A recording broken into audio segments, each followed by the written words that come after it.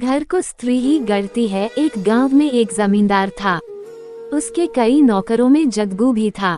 गांव से लगी बस्ती में बाकी मजदूरों के साथ जग्गू भी अपने 5 लड़कों के साथ रहता था।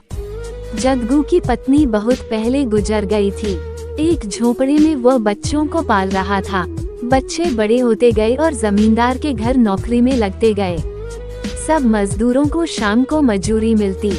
जग्गू और उसके लड़के चना और गुड़ लेते थे। चना भूनकर गुड़ के साथ खा लेते थे। बस्ती वालों ने जग्गू को बड़े लड़के की शादी कर देने की सलाह दी। उसकी शादी हो गई और कुछ दिन बाद गौना भी आ गया। उस दिन जग्गू की झोपड़ी के सामने बड़ी बमचक मची।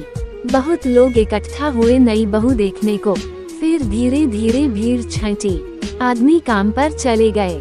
स्त्रियां अपने अपने घर। जाते जाते एक बुढ़िया बहू से कहती गई, पास ही घर है, किसी चीज की जरूरत हो तो संकोच मत करना, आ जाना लेने। सबके जाने के बाद बहू ने घूंघट उठाकर अपनी ससुराल को देखा तो उसका कलेजा मुंह को आ गया। जर्जर सी झोपड़ी, खूंटी पर टंगी कुछ पोटलियां और झोपड़ी के बाहर बने 6 चूल्हे। जग्गू और उसके सभी बच्चे अलग अलग चना भूनते थे। बहू का मन हुआ कि उठे और सरपट अपने गांव भाग चले, पर अचानक उसे सोचकर धचका लगा, वहाँ कौन से नूर गड़े हैं, माँ है नहीं, भाई भौजाई के राज में नौकरानी जैसी जिंदगी ही तो गुजारनी होगी। यह सोचते हुए वह बुक्का फाड़ रोने लगी। रोते रोते थक कर शांत हुई।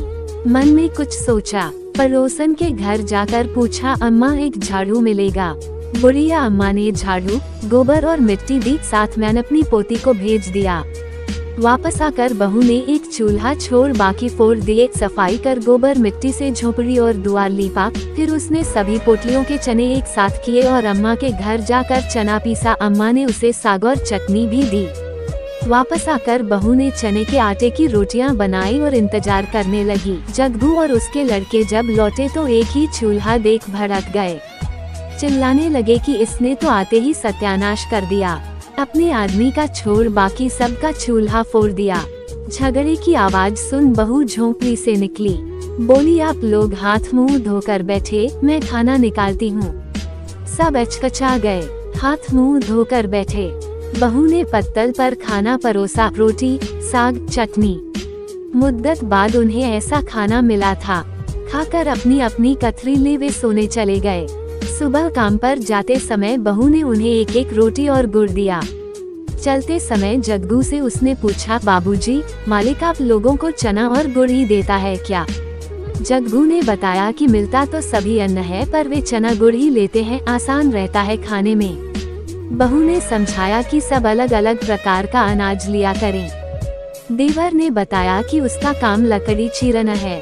बहू ने उसे घर के ईंधन के लिए भी कुछ लकड़ी लाने को कहा। बहू सबकी मजदूरी के अनाज से एक एक मुट्ठी अन्न अलग रखती। उससे बनिए की दुकान से बाकी जरूरत की चीजें लाती। जग्गू की गृहस्थी धड़ल्ले से चल पड़ी। एक दिन सभी भाइयों और बाप ने तालाब की मिट्टी से झोपड़ी के आगे बाड़ बनाया।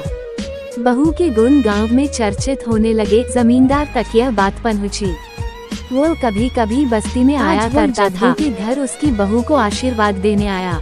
बहू ने पैर छू प्रणाम किया तो जमींदार ने उसे एक हार दिया। हार माथे से लगा। बहू ने कहा कि मालिक, यह हमारे किस काम आएगा? इससे अच्छा होता कि मालिक हमें 4 लाठी जमीन दिए होते। झोपड़ी के दाएं बाएं तो एक कोठरी बन जाती। बहू की चतुराई पर जमींदार हंस पड़ा। बोला, ठीक, जमीन तो जग्गू को मिलेगी ही, यह हार तो तुम्हारा हुआ। यह कहानी हमें सीख देती थी, स्त्री चाहे घर को स्वर्ग बना दे, चाहे नर्क। दोस्तों, अगर आपको हमारी कहानी पसंद आती है तो हमारे YouTube चैनल स्टोरी किंग को सब्सक्राइब करना ना भूलें और वीडियो को ज्यादा से ज्यादा अपने दोस्तों के साथ शेयर करना ना भूलें। Thank you. मिलते हैं एक और नई कहानी के साथ।